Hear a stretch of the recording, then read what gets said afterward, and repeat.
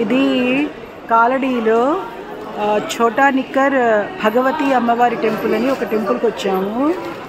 ఇక్కడ మహత్యం ఏంటంటే, ఇక్కడ ఒక కథ ఏంటంటే, ఒకసారి ఒక బోయవాడు అనేవాడు ఒకడు ఉంటాడనమాట. అతను ప్రతి శుక్రవారం ఒక ఆవుని బలి ఇచ్చి అది అమ్మవారికి నైవేద్యంగా పెడుతూ ఉంటాడనమాట. అది ఊళ్ళో వాళ్ళందరూ వద్దు అలా చేయొద్దు అని చెప్పినా అది మానడు. దాంతో వాళ్ళందరూ వెలివేస్తారు. వాడికి ఒక కూతురు ఉంటుంది. వాళ్ళిద్దరూ కలిసి అడవిలోకి వెళ్ళిపోయి అక్కడ ఉంటూ ఉంటారు. అలా కానీ అక్కడికి వెళ్ళినా కూడా వాడు ప్రతి శుక్రవారము ఒక ఆవుని కానీ, ఏవి దొరకకపోతే ఒక దూడని కానీ చేస్తూ ఉంటాడనమాట. బలిచ్చి నైవేద్యం పెట్టి చేస్తూ ఉంటాడు. ఒకసారి అలాగా ఆవు దొరకకపోతే దూడని తీసుకొచ్చి ఇస్తాడనమాట. ఏంటి బలి ఇవ్వడానికి తీసుకొస్తే వాళ్ళ కూతురు చాలా ముద్దుగా ఉంది నాన్న, ఇది నేను పెంచుకుంటాను, బలి ఇవ్వకు నాన్న అని అంటుంది. సరే అయితే అని చెప్పి, ఎప్పుడూ అడగలేదు కదా కూతురని, సరేలే అని చెప్పి ఆ బలి ఆపేసేసి దానికి ఇస్తాడు ఆ పిల్లకి. ఆ పిల్ల అలా చక్కగా పెంచుకుంటూ ఉంటుంది ముద్దుగా. కొంతకాలం అయిన తర్వాత ఆ బోయేవాడు ఒకసారి అడవిలోకి వెళ్ళి ఏదో పని మీద వెళ్తాడు. అదే టైంలో ఆ పిల్లని పాము కరిచి చచ్చిపోతుంది.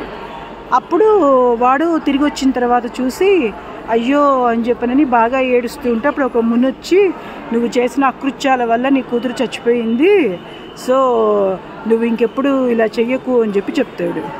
చెప్పేటప్పటికీ వాడు ఇంకా సరే అయిపోయింది మొత్తం, అలా అయిపోయి ఇంకా ఊరి వాళ్ళు లోపల కూడా రానీయకపోయేటప్పటికీ వాడు ఆ పిల్ల శవాన్ని అక్కడే పెట్టి అలా ఏడుస్తూ వాడు చచ్చిపోతాడు.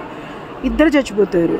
తర్వాత అయిపోయిన తర్వాత ఇలా చచ్చిపోయారనే విషయం తెలిసి ఇంకా గ్రామస్తులు కూడా అటువైపు ఎవరు వెళ్ళరు. ఇంకా వెళ్ళకపోయేటప్పటికీ అలా కొన్నేళ్ళు గడిచిపోయేటప్పటికీ ఒకసారి కొన్నేళ్ల సంవత్సరాల తర్వాత ఒక ఊళ్ళో నుంచి ఒక అమ్మాయి ఈ అడవిలోకి కట్టెలు కట్టుకోవడానికి వస్తుంది.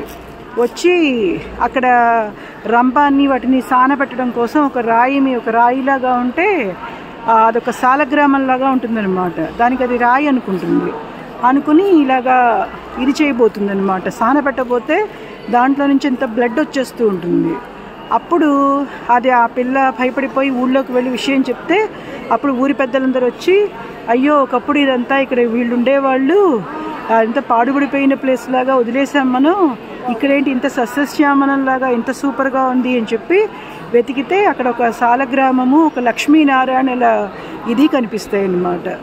కనిపించేటప్పటికీ అప్పుడు వాళ్ళు ఓహో ఇక్కడ స్వయంభూగా వెలిసినట్టున్నారు అని చెప్పినని వాళ్ళు వాళ్ళని తీసుకొచ్చి ప్రతిష్ఠించి పూజిస్తూ ఉంటారు. సో అది ఆ అమ్మవారి టెంపుల్ అనమాట, భగవతి అమ్మవారి టెంపుల్. ఇది ఒక కథ. ఇంకో కథ ఏంటంటే, శంకరాచార్యుల వారు ఈ ఏరియా, ఆయనది కాలడే కదా పుట్టింది. సో ఈ క్షేత్రంలో అమ్మవారిని ప్రతిష్ఠించడం కోసం కైలాసానికి వెళ్ళి ఆవిడని పిలుచుకుని వస్తూ ఉంటే, ఆవిడ నేను నడుస్తూ ఉంటాను, నువ్వు ముందు నడుస్తూ ఉండు, వెనక్కి తిరిగి చూడకుండా నడు అని చెప్తుంది ఆవిడ. చెప్పేసరికి సరే అని చెప్పనని నడుస్తూ ఉంటాడు ఈయన. ఆవిడ వస్తూ ఉంటుంది. ఒక చోట గల్లుని సౌండ్ వినిపించకపోతే వెనక్కి తిరిగి చూసేసరికి అక్కడ మూగాంబిక టెంపుల్ దగ్గర ఆగిపోతుందన్నమాట. ఆగిపోతే అప్పుడు అమ్మవారిని అడుగుతాడనమాట ఆయన, అమ్మ నేను కాలడీలో ప్రతిష్ఠిస్తావు అనుకుంటే నువ్వు ఇక్కడే ఆగిపోయి ఇక్కడే ఇది చేసావు, మరి ఎందుకు ఇలా చేసావమ్మా అని చెప్పనంటే, సరే నేను ఇక్కడ వెలుస్తాను, నువ్వు చెప్పినట్టు కాలడీలో కూడా ఉంటాను, కాకపోతే పొద్దున్న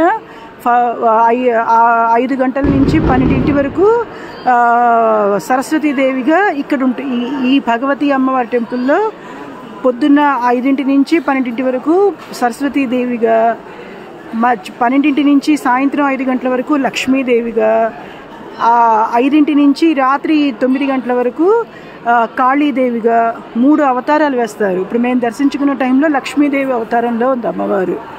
సో ఇదన్నమాట, చాలా మోస్ట్ పవర్ఫుల్ టెంపుల్, చాలా చాలా చాలా పవర్ఫుల్ట.